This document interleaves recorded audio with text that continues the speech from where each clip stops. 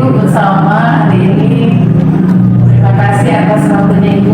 Iya, sama-sama Bu Yani. Saya senang bisa bertemu Yani yang pertama, yang keduanya tentu saja ini kan kita sharing bersama ya. Sharing bersama, kebetulan kita sama-sama di kesempatan mudah-mudahan ini menjadi salah satu solusi mungkin nantinya atau salah satu gambaran untuk kita ke depannya akan lebih seperti apa. Insya Allah, jadi insya Allah ke depannya kita bisa sama-sama ya Bu ya. Betul, insya Allah. Ya, insya Allah. Terima kasih Ibu telah bersama saya kali ini. Ada beberapa pertanyaan yang masih akan saya sampaikan ke Ibu ya Bu. Yang pertama Ibu, selama ini bagaimana Ibu dapat mengidentifikasi kasus-kasus yang merupakan dilema etika atau rujukan moral? Ya, terima kasih Bu Yani. Mungkin ini berdasarkan yang sudah dialami di sini ya, dalam mengidentifikasi kasus-kasus. Hampir semua kasus juga pasti ada dilemanya. Kalau kasus itu berasal dari siswa, identifikasinya itu tentu saja saya tidak langsung, tapi dari guru BK, dari teman-teman lagi, bahkan dari staf dan karyawan itu yang dia itu kalau terkait dengan siswa itu seperti itu. Jarang memang saya pernah beberapa kali memang yang langsung, tapi jarang. Kebanyakan kasus-kasus yang sudah teridentifikasi itu saya menerimanya dari nah, kalau ada kasus-kasus terkait dengan guru atau karyawan, nah biasanya saya mendapatkan identifikasi itu dari Langsung dari dulu ya Bu ya. dan singkat ada. Jadi memang peran dari rekan sejawat ya Bu ya, kan Pak sebagai kepala sekolah dan guru-guru staf karyawan sangat membantu untuk mengidentifikasi ini Bu ya. Sangat sekali. Baik Bu. Kemudian selama ini Bu, bagaimana Ibu menjalankan pengambilan keputusan di sekolah itu, terutama untuk kasus-kasus di mana ada dua kepentingan yang sama-sama benar atau sama-sama mengandung nilai-nilai kebajikan?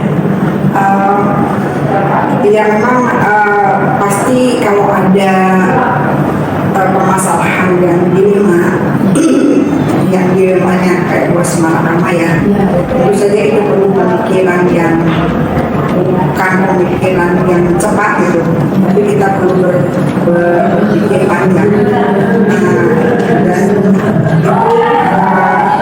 sebisa mungkin kita memang harus diskusi dengan teman-teman dulu, baik itu kelas maupun nah kemudian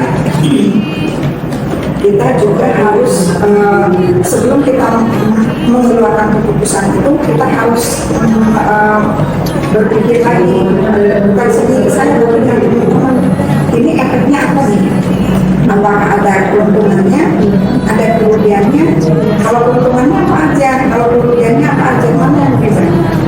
Kemudian kita juga harus kaitkan juga menurut peraturan ini gimana nih dari kasus itu, kan kita punya peraturan gitu ya, yang peraturan sekolah, selain di kelas juga ini banyak kesepakatan.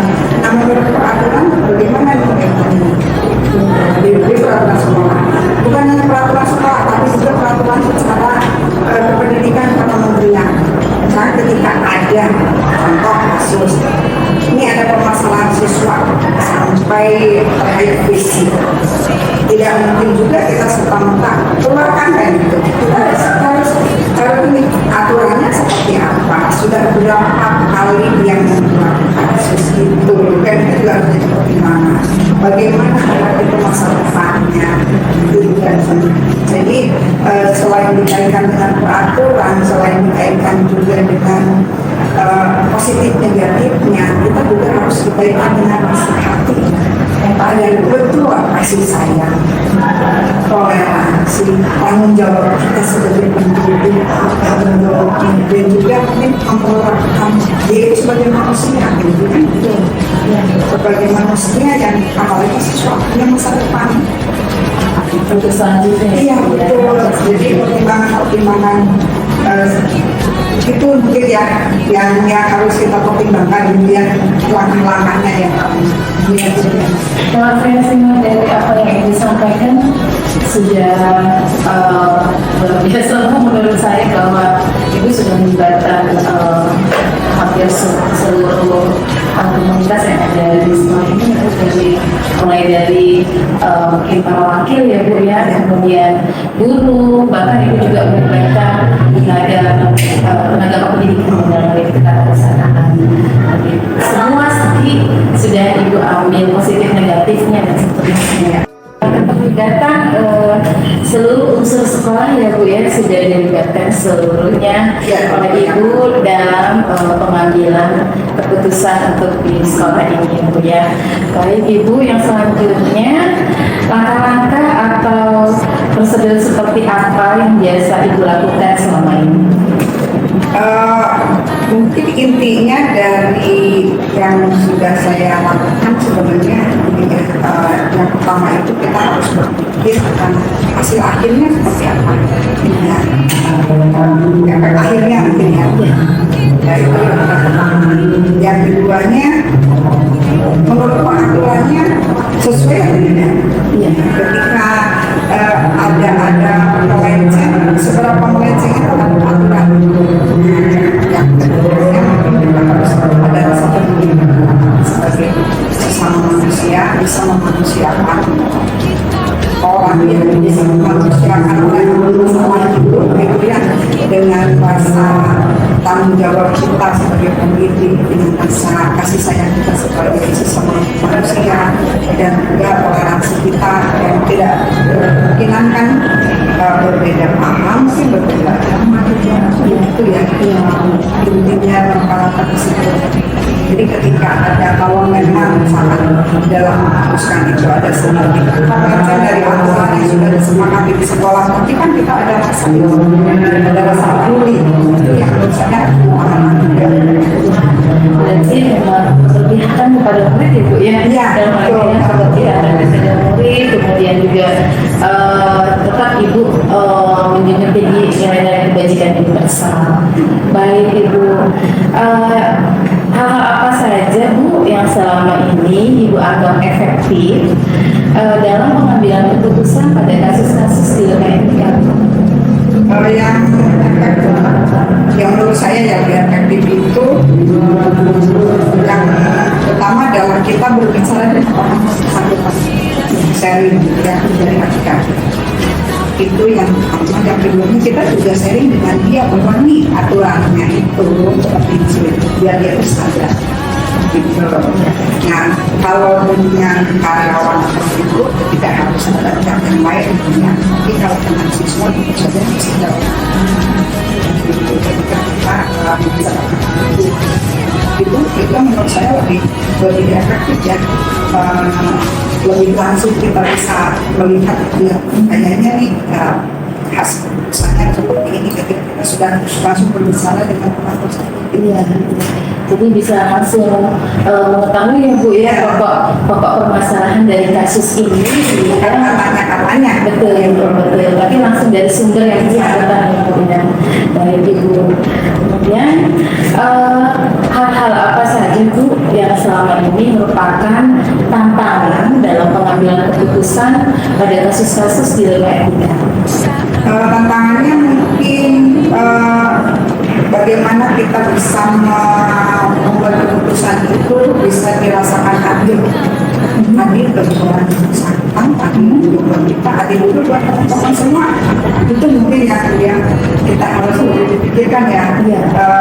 Kita harus berusaha jangan sampai ada satu pihak yang tersakiti yang tidak enak, meskipun itu kan sangat tidak mungkin 100% ya, tapi kita minimalisir itu yang menurut saya bersifat adil ini.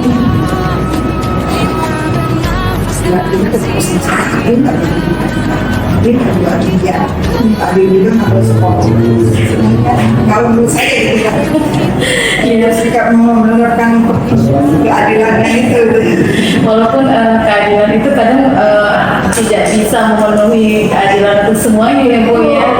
Iya, tapi paling tidak Ibu berusaha untuk adil dan bisa adil itu dirasakan oleh semuanya. Walaupun mungkin secara prosentasenya berbeda ya Bu ya. Baik, Ibu, apakah Ibu memiliki sebuah tata cara atau jadwal tertentu dalam sebuah penyelesaian kasus di lingkungan kita? Apakah Ibu langsung menyelesaikan di tempat atau memiliki sebuah jadwal untuk menyelesaikannya? kalau untuk jadwal terjadwal tidak yang tetapi kalau misalkan ada kasus tentu kasus mengenai itu tentu saja tidak serta-merta ya kejadian itu langsung di tempat itu kita putuskan tidak menurut saya tidak baik karena biasanya ketika ada kejadian itu semuanya sedang lagi emosi itu menurut saya itu jadi tidak di tempat tidak di saat itu tapi kita memilih untuk waktu yang lain mungkin besok atau lusa dan dengan pertimbangan kita emosi sudah berat kemudian semua pihak bisa hadir gitu terus selain mempersiapkan itu kita sering dengan teman-teman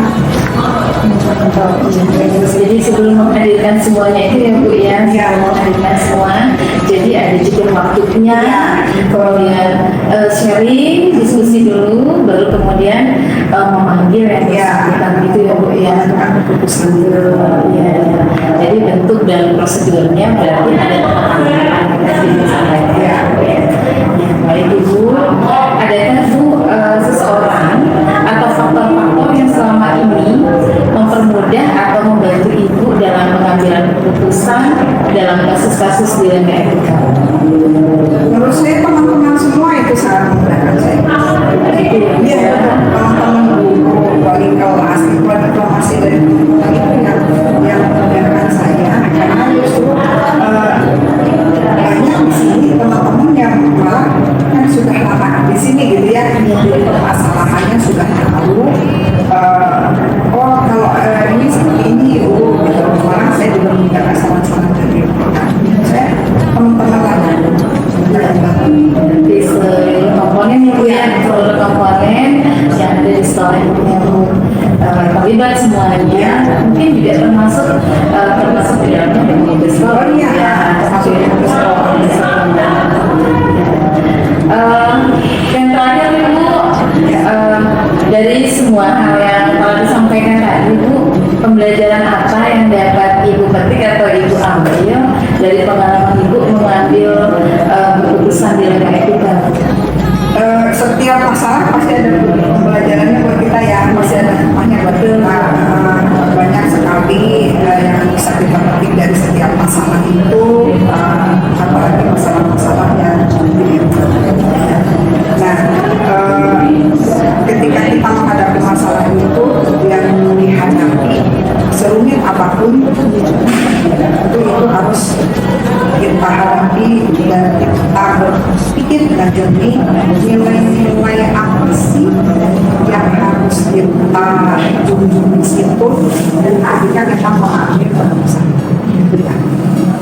kita juga tidak sangkut ke aturan justru rasa kepedulian rasa hati sebagai manusia itu kayaknya menurut saya ya dari pengalaman itu lebih mudah bagi mereka masalah pendekatan psikologi dari manusiawi yang itu yang lebih mudah kita lebih bisa masuk ke orang-orang yang punya masalah itu ketika kita bisa menerima jangan sampai kita memutuskan itu hanya satu ini aturannya seperti ini harus seperti ini nah kayaknya selama ini nggak bisa menerapkan memutuskan atau memberi solusi permasalahan seperti itu kesan saya memang rasa hati itu yang harus kita ini ya, yang harus kita bina gitu ya.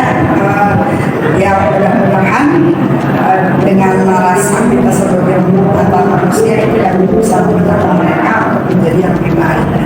Insya Allah, ya memang Ibu sebagai kepala sekolah perusahaan ini dari para paradigma, kemudian 3 prinsip dan langkah-langkah, saya melihatnya Ibu sudah luar biasa menerapkan itu untuk mendapatkan yang bijak dan tepat baik untuk kasus-kasus yang dialami oleh siswa di sekolah ini maupun untuk guru ya Bu ya, seperti itu.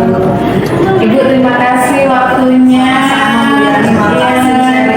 Iya, saya terima kasih Ibu atas sharing yang sudah disampaikan oleh Ibu. Ini juga pembelajaran Bu untuk saya ke depannya. Saya bisa sharing dengan Ibu, bisa belajar dari Ibu. Semoga apa-apa yang tadi disampaikan kepada saya, insya Allah saya juga bisa mengikuti jejak-jejak langkah-langkah Ibu dalam pengambilan keputusan yang bertanggung jawab seperti itu. Terima kasih Bu. Assalamualaikum warahmatullahi wabarakatuh. Kawan demi negeri.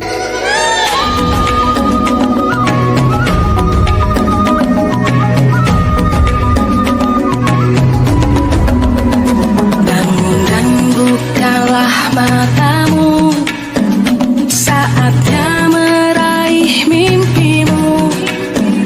Arahkan pandangan ke depan, Tuhan kan menuntunmu. Assalamualaikum Pak Amin. Waalaikumsalam warahmatullahi wabarakatuh, Bu Yani. Gimana kabarnya Pak? Alhamdulillah baik, Bu Yani. Monggo, Alhamdulillah. silakan dulu. Terima kasih Pak. Terima kasih atas kehadirannya juga ini. Saya yang Gimana terima kabarnya? kasih nih Oh, Pak Amir mengganggu waktu Bapak, kesibukan Bapak sebagai kepala sekolah, saya ganggu. Kebetulan saya ada tugas Ya. yang harus saya selesaikan Pak untuk Baik. mewawancarai Bapak sebagai kepala sekolah di SMA Patriot dalam rangka pengambilan kebijakan yang selama ini telah Bapak laksanakan seperti itu Pak. Baik, Bu Yani, nggak apa-apa. Barangkali ada yang bisa dibantu, Iya, apa Bapak. yang perlu diwawancarai. Baik, nanti saya akan mengajukan beberapa pertanyaan Ya. kepada Bapak terkait dengan pengambilan keputusan Pak sebagai Oh, kepala ya. sekolah. Oh ya, baik, Bu Yani. Ya. Gimana apa saja kira-kira Ya. yang bisa disampaikan atau dijelaskan? Baik Pak, terima kasih Pak Amir. Sama.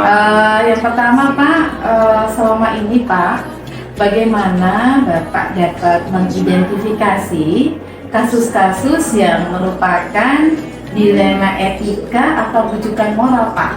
Oh, jadi kalau di SMA Patriot itu ini ya, kita kan swasta.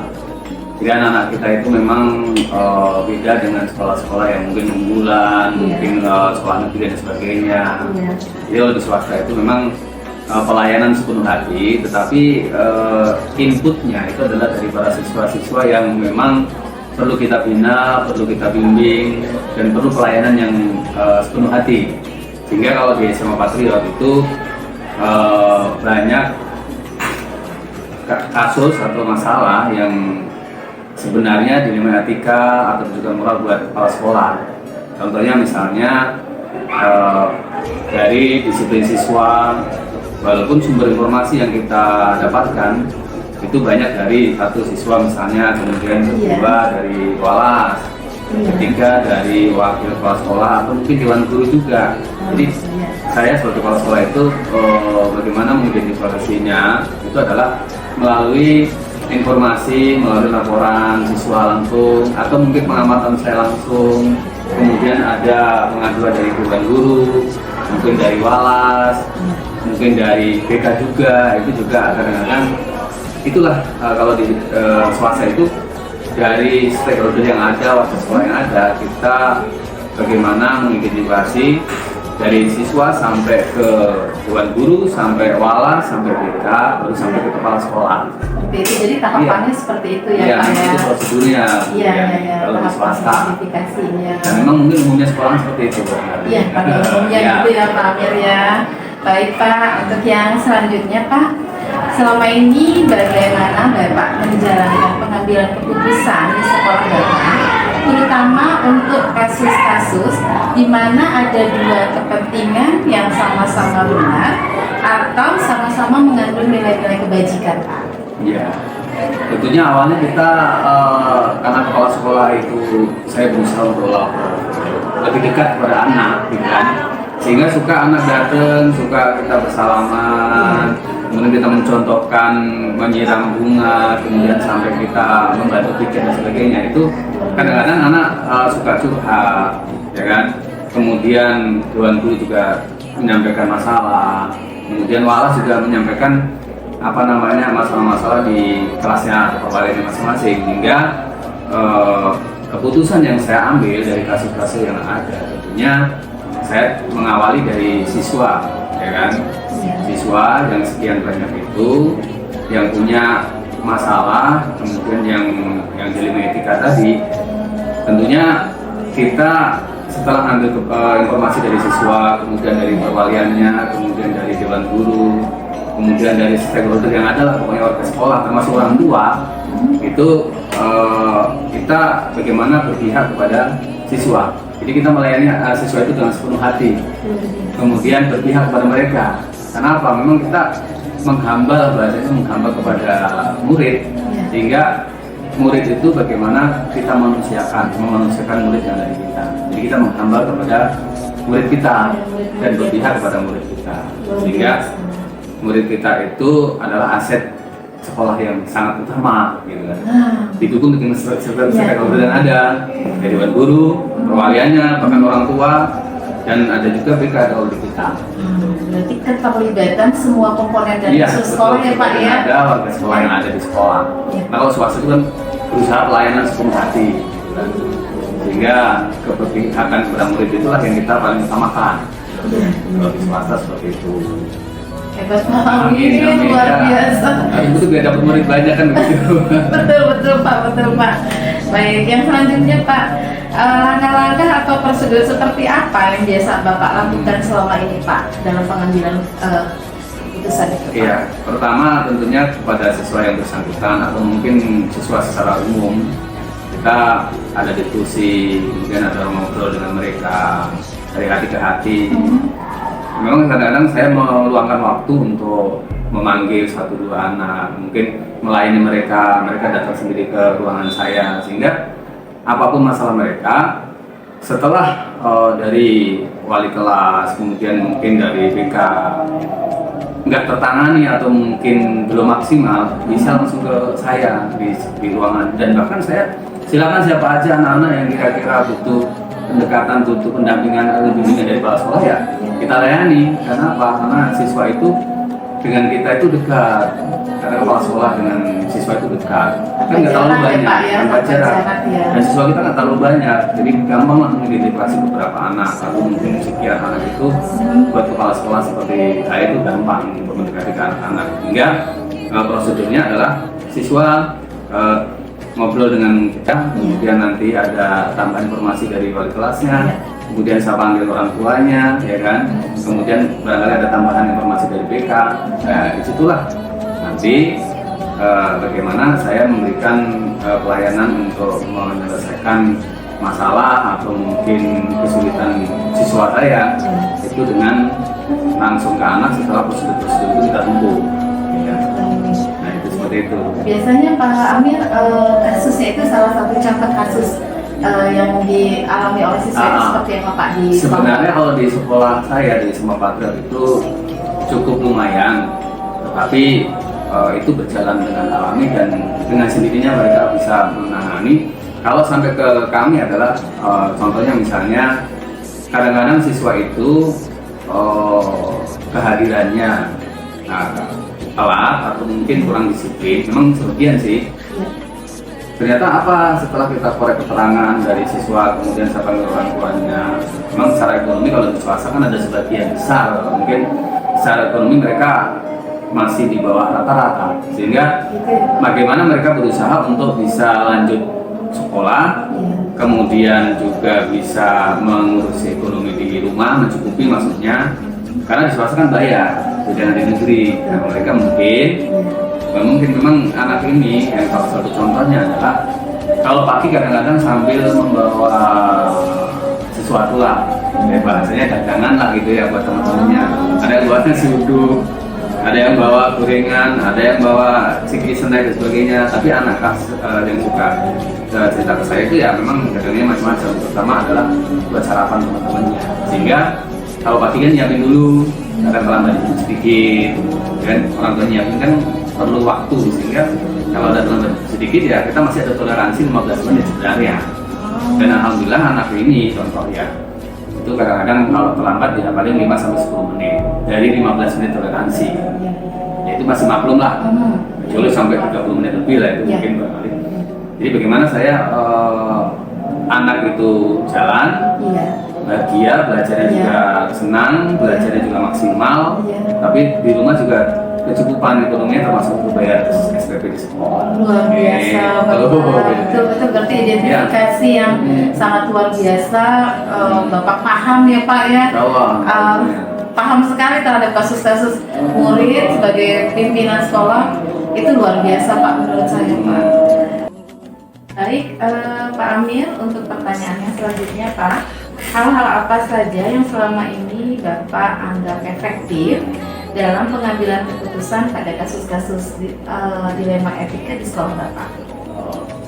Ya Bu Yani, jadi yang efektif banget itu memang saya menghadirkan siswa di ruangan saya, ya kan, kemudian menghadirkan orang tua, walas, agar supaya anak itu langsung bercerita, orang tua mengetahui, walas memahami, akhirnya mengerti. Kemudian kalau jika tidak ada aktivitas juga saya hadirkan, itu dalam setiap kasus anak seperti itu, sehingga anak itu nanti kita berpihak pada anak, kemudian orang tua juga secara ekonomi juga tercukupi, kemudian walas memahami, sehingga bagaimana mengkondisikan siswa itu agar tidak terlambat misalnya, ya, paling tidak terlambat sedikit aja lah bersama-sama. Nah ini strateginya oleh walas barangkali ada izinnya nanti. Jadi itu efektif, tuntas langsung ke anak, orang tua juga nanti. Ya, baik Pak. Kemudian Pak, hal-hal apa saja yang selama ini merupakan tantangan Pak dalam pengambilan keputusan pada kasus-kasus dilema etika yang pernah Bapak rasakan? Tantangannya hanya sebenarnya bagaimana anak itu solusi, apa namanya, masalahnya dapat solusi, kemudian anak itu juga jalan belajarnya, usaha orang tua juga jalan, karena memang kalau di sekolah kita hal seperti itu kan boleh-boleh saja, asal tidak mengganggu KBM dan tidak beraktivitas saat KBM. Jadi jika di awal masuk dia mendistribusikan nasi sarapan, kemudian di siangnya pas saat istirahat dia gorengan, itu mungkin nggak masalah. Jadi tantangannya hanya bagaimana anak itu konsisten, tidak mengganggu KBM, dan dia belajar pun juga oke, sehingga dua-duanya jalan.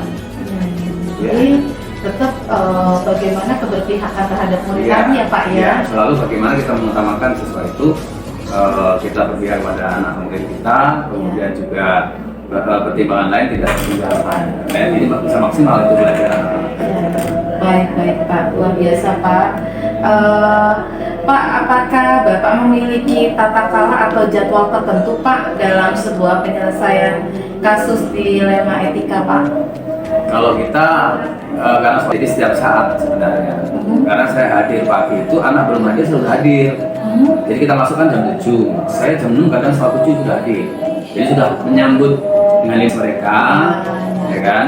Ketika mereka misalnya hari ini saya temukan suatu masalah di siswa ya, mungkin saya panggil hari berikutnya, berikut orang tuanya, kan gitu ya. Atau mungkin laporan-laporan dari wali kelas saya tampung atau dari BK saya tampung. Akhirnya nanti hari ini siapa yang saya panggil itu saya panggil. Jadi setiap saat dan tidak pekerja dua. Jadi tidak Selama saya ada, langsung saya tuntaskan. Jadi kalau begitu bentuk dan prosedurnya tadi Iya. ditampung dulu gitu ya Pak ya? Dulu, Tampung nanti dulu. saya panggil berikutnya, Iya. ya kan?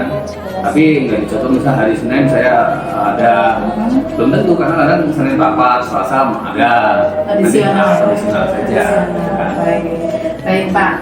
Pak, adakah seseorang atau faktor-faktor apa yang selama ini mempermudah atau membantu Bapak dalam pengambilan keputusan dalam kasus-kasus dilema etika? Ya kooperatifnya siswa, kemudian orang tua mudah datang, Ya. ya. Kecuali orang tua ketika dia undang atau dipanggil nggak datang itulah akan mempersulit. Kemudian wali kelas yang kooperatif juga, wali kelas yang memahami semua siswa hampir. Karena siswa kita kan 30 maksimal per kelas. Jadi siswa wali kelas itu paham si A, si B, si C sampai si terakhir. Iya. Ya, kemudian kita juga ada kita atau mengenai data-data sehingga cepat untuk menyelesaikan itu, dan kooperatifnya anak, orang tua, perwalian sampai ke guru juga banyak informasi. Karena setiap guru itu punya informasi si A, anak ini misalnya, si ini semua sudah saya tampung semua, ya cepat gitu. Berarti semua komponen ya Pak ya? Iya, Semua komponen, semua unsur terlibat semua ya Pak ya? Semuanya. Baik. Pertanyaan terakhir nih Pak Amir, dari semua hal yang telah Bapak sampaikan tadi Pak, pembelajaran apa yang dapat Bapak petik dari pengalaman Bapak dalam mengambil keputusan dilema etika? Ya, yang jelas kita bangga dan puas ketika sekolah atau kepala sekolah itu menyelesaikan suatu masalah itu. Kita prinsipnya adalah berpikirkan bangkit, kemudian mempertimbangkan nilai-nilai universal secara umum di sekolah dan anak dan orang tua. Kemudian juga kita mengambil kebijakan yang kira-kira bisa dipertanggungjawabkan, kemudian menyenangkan buat anak, orang tua juga puas, ya kan, akhirnya mereka akan menyampaikan ke orang lain. Salah satu unsur promosi sekolah swasta, ya kan? Kemudian wali kelas juga karena punya kapasitas, akhirnya mereka juga membantu kita. Kemudian ketika kami juga lulusan psikologi yang memang handal juga, sehingga dari segala komponen itu setiap saya mengambil keputusan itu sepertinya mudah sekali, mudah gitu. Itu kalau ditempuh. Tapi kalau kita diam atau mungkin nanti juga selesai, itu kadang-kadang malah nggak tuntas, sehingga perlulah sekali-kali kepala sekolah yang menyelesaikan. Tapi kalau nanti di tingkat BK atau di wali kelas sudah selesai, ya udah. Nah, tapi selama ini kalau sudah di wali kelasnya sudah rapi, ya kami cukup mengetahui. Tapi di BK pun masalah. Nah, kecuali nanti yang berat harus sampai ke kepala sekolah. Luar biasa Pak Amir, terima kasih pagi ini saya begitu banyak mendapatkan pembelajaran nih Pak dari Bapak, dari sharing dengan Bapak. Semoga Pak Amir sehat terus Pak, kondisi sekolah secara kualitas terus meningkat ya Pak ya, dan mendapatkan murid yang setiap tahun semakin bertambah. Iya, terima kasih waktunya Pak Amir. Assalamualaikum warahmatullahi wabarakatuh. Pamit Pak. Semoga hati-hati. Kita